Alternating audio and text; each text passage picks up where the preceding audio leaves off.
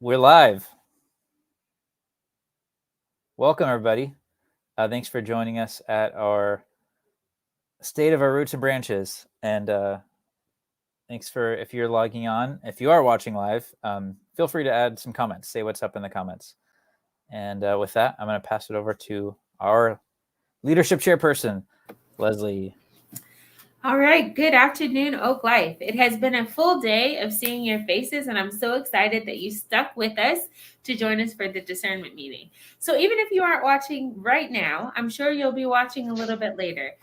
We like to be very transparent about how Oak Life is running, what we're doing, how we're using all of the generosity that we receive from Oak Lifers to really help fuel, fund, and follow Jesus. So we do all of that, and we'd like to let you know how it's going, what we're doing, how we're staying connected. That is what our Roots and Branches is today. This will be posted, so if you're not watching live, you'll be able to watch it later. Let's kick it off with the first slide. We love a good slide deck here at Oak Life because we want to make sure you know what we're talking about. The first thing is that none of this is possible without our Oak Life leadership team. So I'm Leslie Rayno. I'm your chairperson. I'm masked up because I'm here with somebody else. That's right. This is Young. Young is at the bottom, but he is also part of the leadership team. Stephanie, who's not able to join us today, is our secretary. We have Mitzi, who's our new CFO. Whoop, whoop. We have, of course, our two pastors, Greg and Chris. We have Charlotte, who's not able to join us today. Beth, who also joined our finance team. Ow, ow! We have Max on here, who leads our HR committee. And Hannah and Angelica, who are newest members to the leadership team. Let's give a quick round of applause for our leadership team. I don't know if the claps are coming through, but I feel them. All right. Next up, we're going to have our pastors give us a little bit of insight of how this year has been going and really speak to the heart of what Oak Life is trying to do. Leslie, thank you so much for being you and blessing us with your involvement in leadership on today. So I just wanted to say, I just wanted to take some opportunity to kind of ground us, and in doing so, reminding us of what's important and some of those important factors we find in Scripture. So without further ado, let us read. It says, they devoted themselves to the epistles, teaching and to fellowship, to the breaking of bread and to prayer. Everyone was filled with awe at the many wonders and signs performed by the apostles. All the believers were together and had everything in common. They sold property and possessions to give to anyone who had need. Every day they continued to meet together in the temple courts. They broke bread in their homes and ate together and with glad and sincere hearts, praising God and enjoying the favor of all people. And the Lord added to their number daily those who were being saved.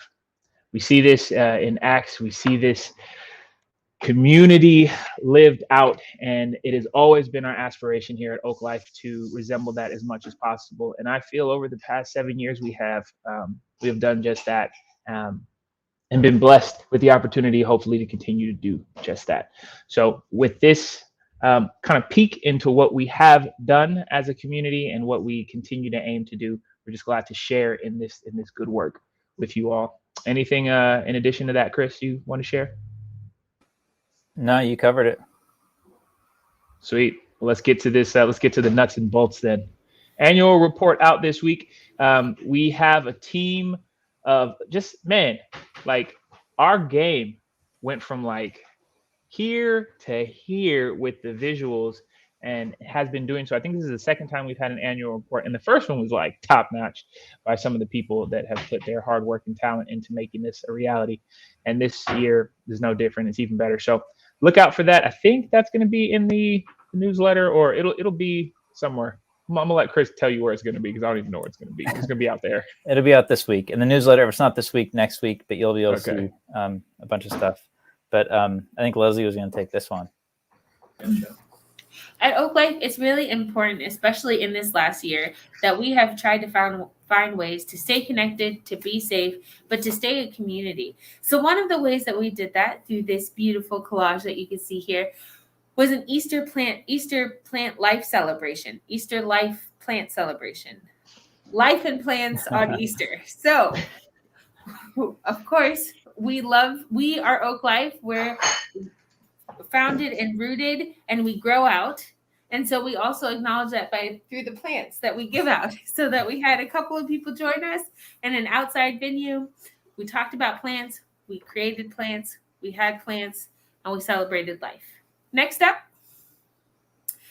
we also have been trying to showcase all of the humans of Oak Life. We had over 50 humans of Oak Life that presented, that talked about their roses, their thorns, and the seeds that are growing, in their life.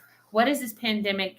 How has this pandemic affected them? How has life changed for them? How are they growing and how are they staying connected, both to God and both to Oak Life? And so over 50 people participated in this great humans of Oak Life, and we're always looking for more. So thank you so much for just your participation during that time.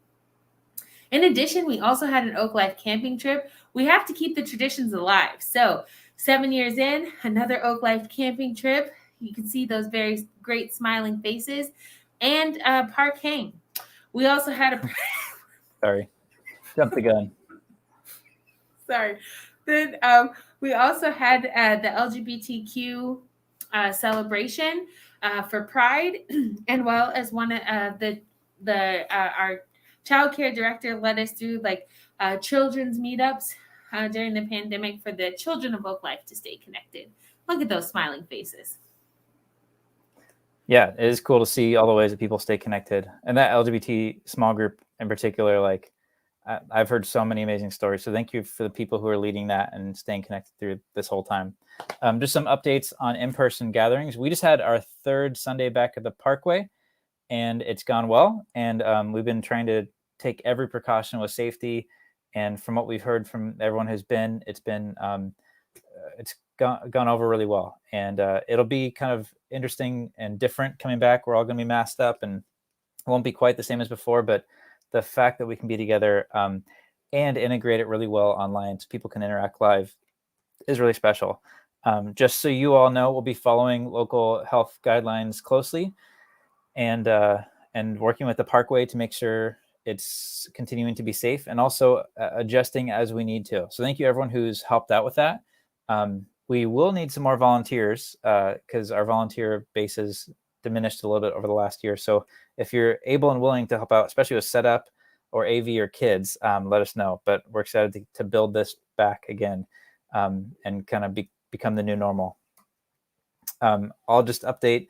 One of the significant things for the church this last year is I was gone for 3 months, which is a gift, I think, hopefully for the church and for me and my family. And it was a really great time of rest, renewal, and education, and healing, if anything, from this last year. And we're excited for Greg to hopefully take a sabbatical next year.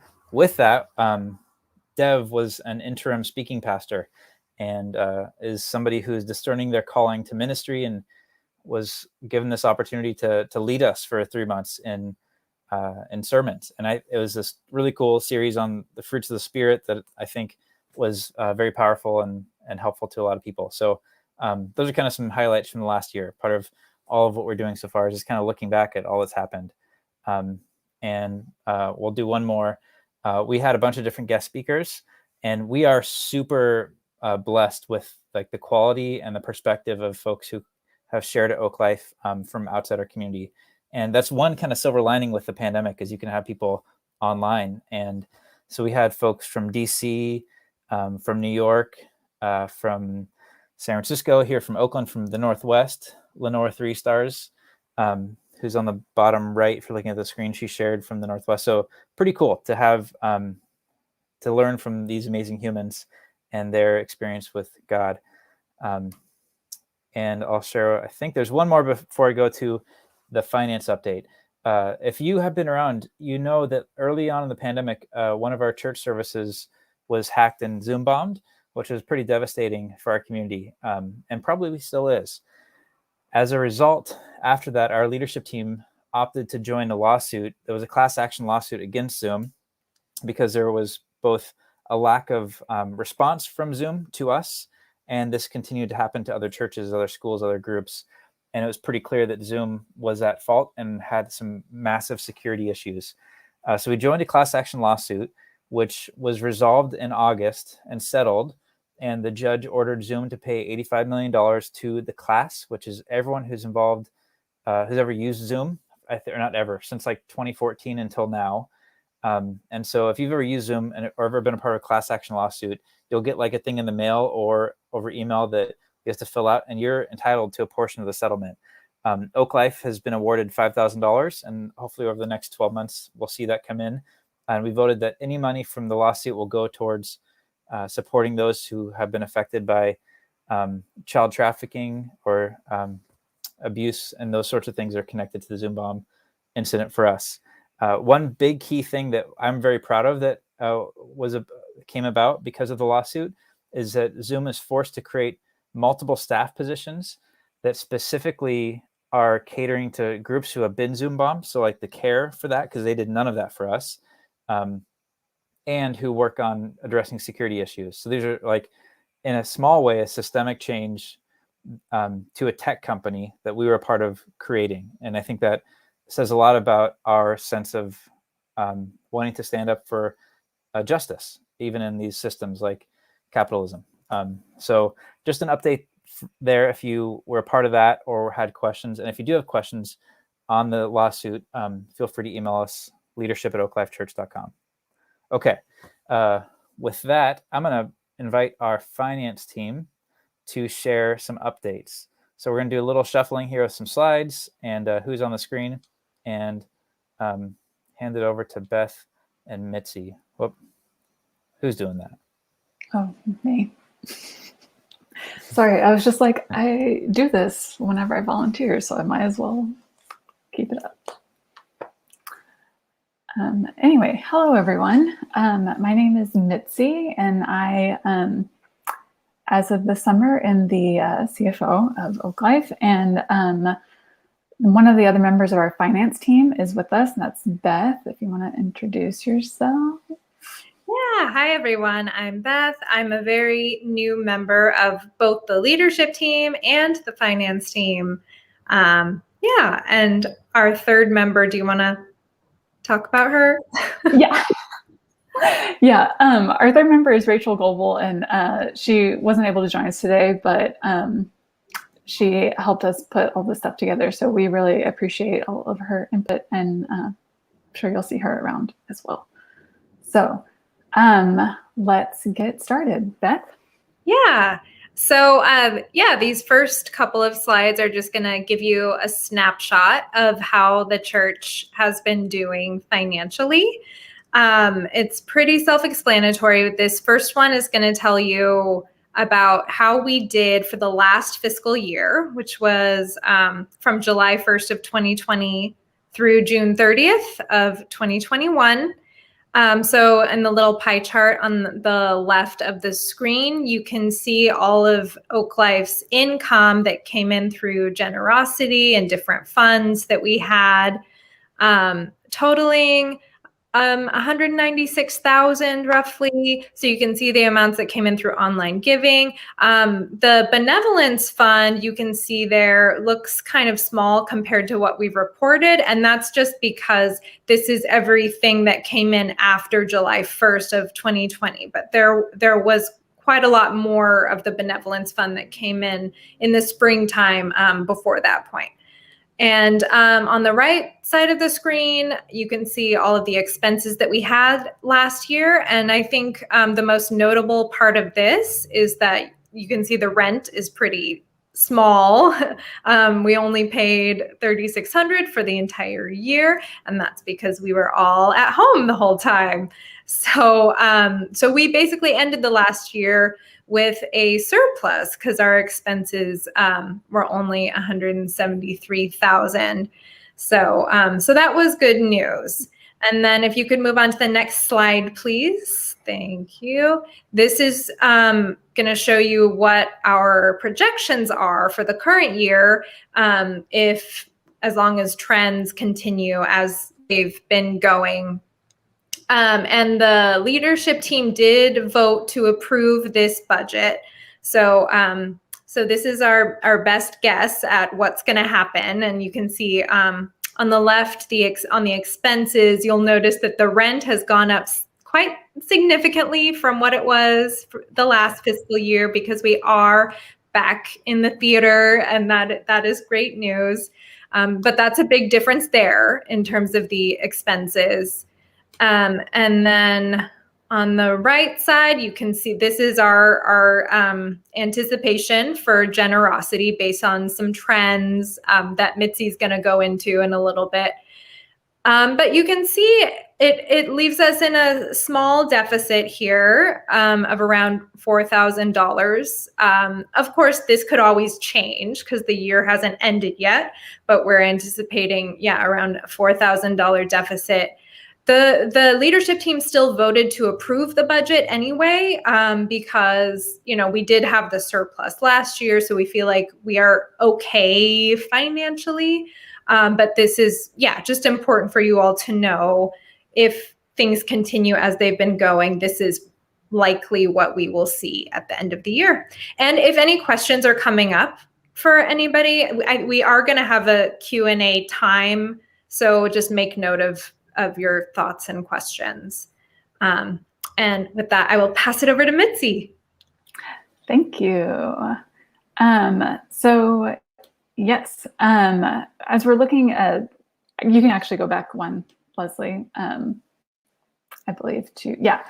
So wanted to look at our general generosity plans about how we have planned out our estimated what we'll be receiving for the year. And initially, as you saw, going into the year, we were kind of estimating that we'd be receiving about $200,000 in generosity from different sources. And you can see from the from 2019 to 2020 and then 2020 to 2021, as we were kind of into the pandemic, the generosity coming to the church did not actually change too much.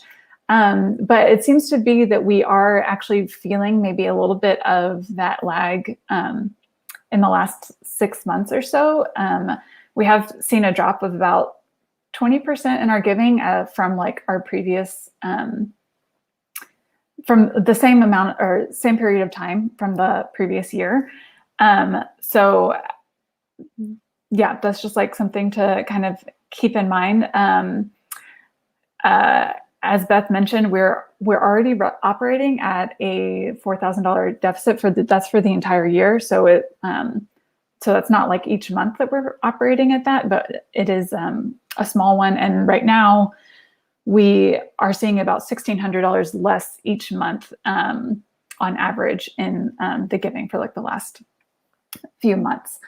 You can see the green here is what we're projecting. If we're staying at our current rates, we're projecting that we'll actually maybe be making we'll have about 170 or so. Again, we're kind of in this rebuilding process from coming back from being in the at home for the last year. And so with the surplus that Beth mentioned before, we still feel comfortable with where we are financially. But we are definitely having to make up for some of our spending that we have approved.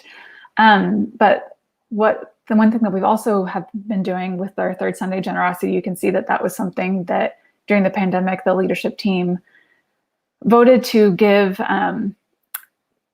actually give money from our budget instead of asking our community to give to the different organizations. And so that is why that has increased so much, because this is the records that we've actually been able to keep for the generosity that we've been giving out to different people and organizations in our community. And then the next slide is just kind of letting you look at it by month how the giving fluctuates a little bit. You can see there's a couple of spikes in April 2020. That was the first month that we had our benevolence fund opened up. And so that was awesome that was our first big spike. And you can see that it just kind of like leveled out from there. There's another big spike in December, which is normal. People get generous during the holidays. Also trying to make up and get some tax write-offs for the next year. So that is kind of those two bumps that we see there. And then just as I mentioned before, you can kind of see in the last few months, things have kind of started to settle down a little bit as far as generosity goes. And then there was just a couple of, I don't know, just little data points that I wanted to share, and I realized that I can actually read it. So hold on, I have to look at this. I have to double check what we wrote in here. So just a couple of data points about it. We currently have 51 active monthly donors. So that's people that just have like a scheduled donation to happen at least once a month. And from the information that we have of our online involvement, we have had like about 120 unique viewers each month. I believe that is what Chris has told us. So just to kind of get a general idea of like the number of people that are able to give, and then also the number of people that are actually involved with us on a semi-regular basis. And another data point is just that 50% of our giving is actually coming from like 7 individuals or families. And so we have a lot of other people that are able to donate to make up that difference. And I think that's great. And so that's just, yeah, just interesting information about how things are coming along. And then we're, next slide, we're going to talk about our benevolence fund. Yeah, so here we can see just what has been happening with the benevolence fund. The majority of the giving you can see kind of happened actually in like the end of 2020, beginning of, the beginning of, the beginning of 2020 into the 21 year, our fiscal year. Again, that's from June to July. And most of the needs that we've actually fulfilled have been happening later. And so you can see we still have, I believe, like, I can't remember what the last count. I think what we have on there is about, is it 14? Sorry, I forget. These things are so small to read sometimes. I'm sorry, y'all.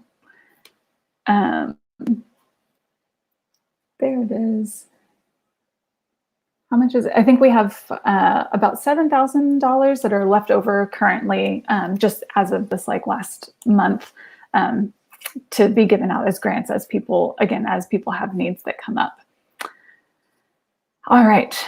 And then the other way that we give out is the Third Sunday Partnership, as I talked about before, and that's the next slide. These are some of the partners that we've had over the last year. And so that's just something to celebrate. We're excited to be giving that and supporting our community in different ways. We heard from Maeva earlier today, which was really special. And then I'm going to pass it back to Beth. Yeah, so this is just going to show you a list of our goals, just based on conversations that we've had in the leadership team and around the church.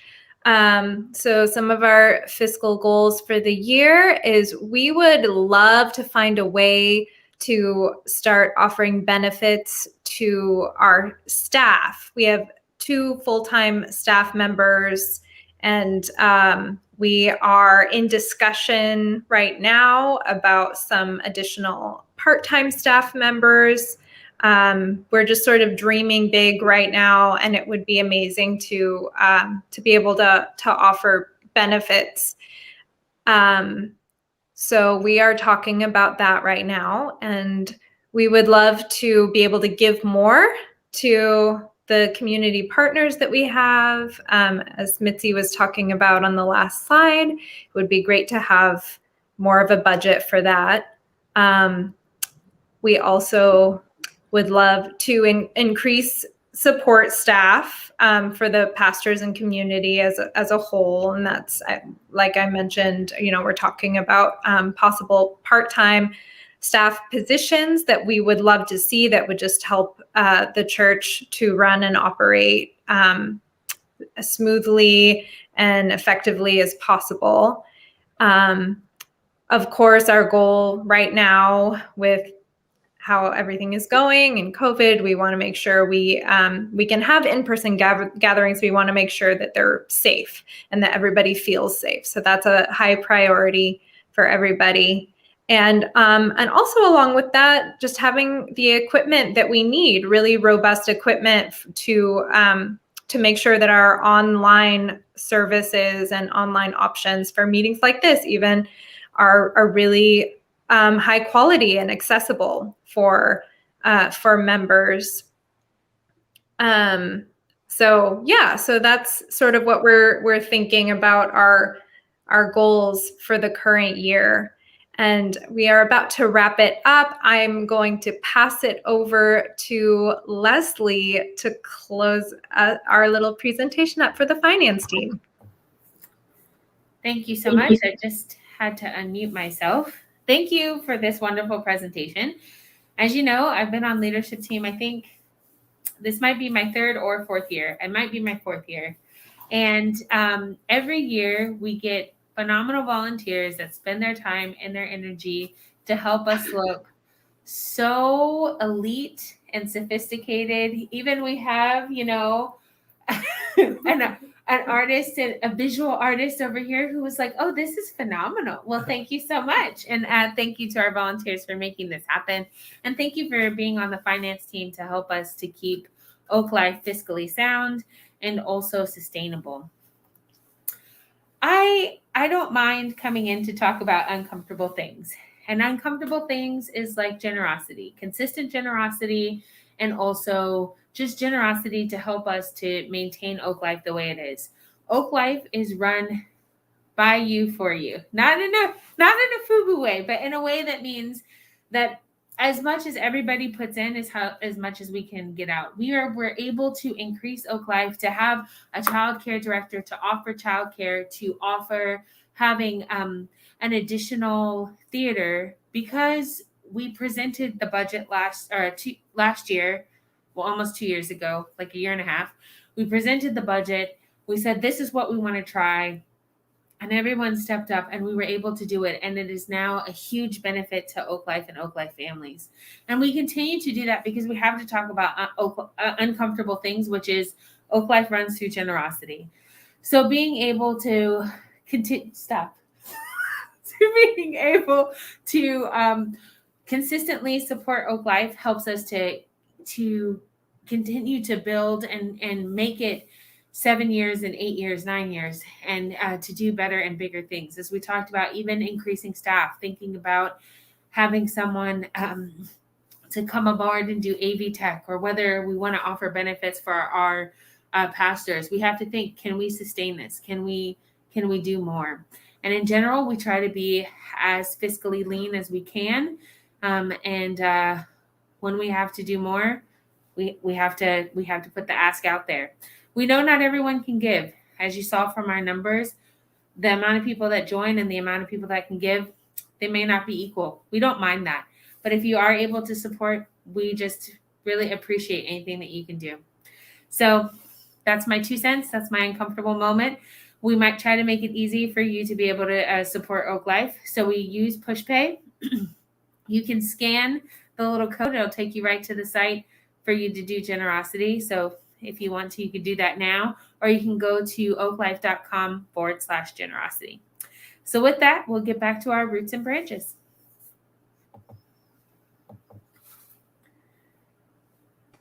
Well done, finance team. Let's give a round of applause. And then we'll bring everybody else up on the screen. Who am I missing? Greg. All right. Do I have Max, you can be here too. Welcome. This is inclusive space. So in closing, just a couple thoughts. Thank you all for being here. Of course, like Leslie said, like we are, Oak Life is us. And I'm so like grateful for the ways people have held it together over the last 19 months. And I do think that what we're doing is uniquely beautiful expression of the body of Christ that is really needed in our world. And I hear those stories over and over and over of that there's something special here, and that there's something healing and good and of God.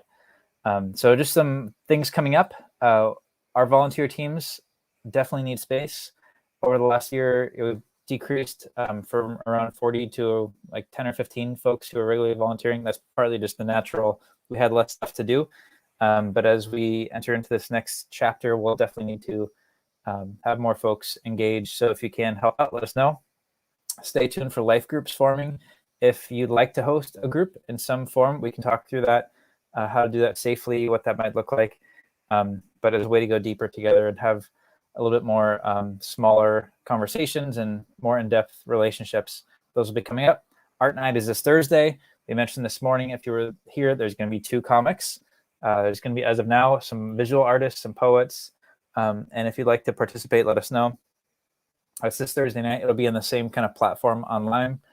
Operation Cranberry Sauce is an annual thing where we are a distribution site for Thanksgiving meals. That's the Saturday before Thanksgiving. And if you'd like to help unload meals from the back of a truck, we could use your support that morning for a few hours. And that will be in the newsletter. And then finally, we have been given the green light from Matt to announce that there's going to be a Christmas extravaganza part 2. If you were around last Christmas, we did this like online, almost like a variety show story movie of, it was like a Christmas extravaganza. And it was hilarious and sweet and powerful all at the same time. And so that is going to happen again. So if you have any artistic interest in participating, or just want to help out in any form, or you want to act, or you have an idea, let us know. And if you are in contact with Matthew Everett, feel free to reach out to him, as he'll be helping spearhead that. So lots of fun stuff coming up. And if you have other ideas for things, by all means, let us know how we can do community together. And we'll give it back to, actually, Leslie, you've talked a lot. Greg, you want to bring in the last word? Actually, Let's see. Open for questions, I guess. Yeah, for all the 2 people that are on. Let's see. What we could do, though, is if you're watching this at a later time, we have eyes in the chat, and we also have eyes in the comment section, which is not synonymous. So drop some comments if you have some questions, or you can always continue to reach out to Greg, me, or Chris, or me, whatever, Greg or Chris at oaklifechurch.com, and we can answer those questions. Or if you just have questions for the broader leadership team, the beautiful faces that you see to the left of your screen, leadership at oaklifechurch.com, and we can answer those questions if you have them at a later time. Yeah, that's it. That's all we got. Is there another slide, or is that it? No more slides. The next Closing one is this. I think that means that's all the slides. That means that's all the slides. That's All the right, end well, of the slides. Okay. Yo, shout out to the FUBU comment. That was hilarious. I just want to say, Leslie, you are a boss. I appreciate your leadership today. And for everybody on the screen and everyone in the leadership team that couldn't make it today, yo, this is going to sound cliche, but Oak Life would not be without you all. And some of the most beautiful stories that I've heard of God's movement and relationship to his people here within the Oak Life community exist because we exist, and we exist because you're dope. So thank you for being you. Love you all very much. And with that, continue to live, love, fight, and follow as Jesus did and does. All right, fam. I think that's it. Bye. Bye.